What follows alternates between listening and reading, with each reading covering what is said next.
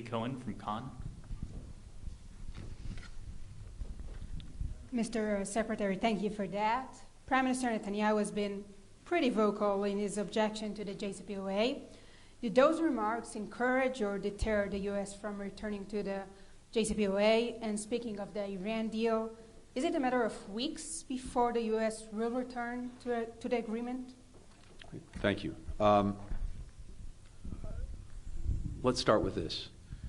The fact is, the United States and Israel are absolutely united in the proposition that Iran must never be allowed to acquire a nuclear weapon.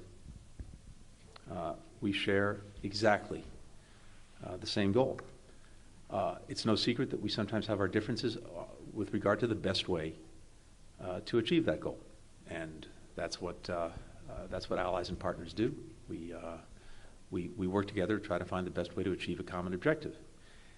What we have done very, very resolutely, as we've tried to see whether a return to mutual compliance with the JCPOA is possible, is that we have regularly, before, during, and after all of our engagements, indirect engagements with the Iranians in Vienna, kept our partners here in Israel informed, as well as others who are concerned, and that's not going to stop.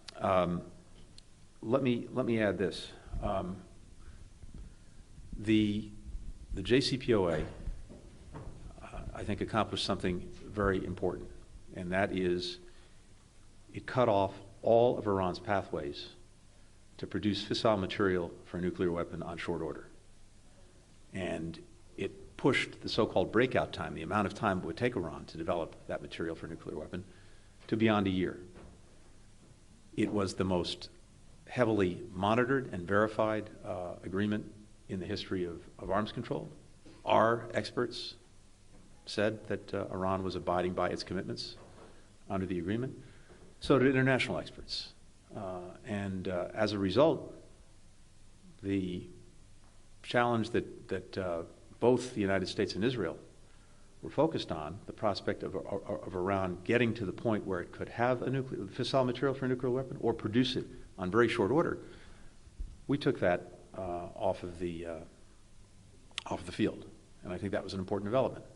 What have we seen since we pulled out of the agreement? Well, Iran has stopped abiding by some of the critical constraints in the agreement, and as a result, it is far closer today to the ability to produce fissile material for a nuclear weapon on short order than it was even before the deal was reached, and certainly during the pendency of the deal itself.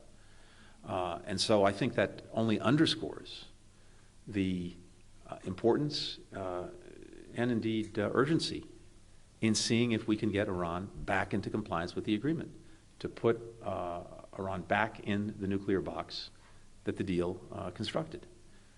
The alternative is an Iran that is getting closer and closer, if it continues to do what it's doing, in spinning more and more sophisticated centrifuges and building up stockpiles of enriched uranium, getting closer and closer to having a very, very short breakout time, which is not in our interest, not in Israel's interest, not in anyone's interest.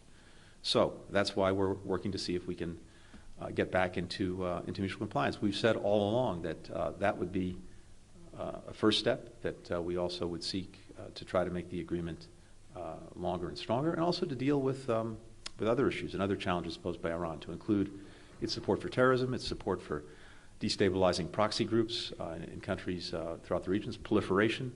All of these things we're determined to engage.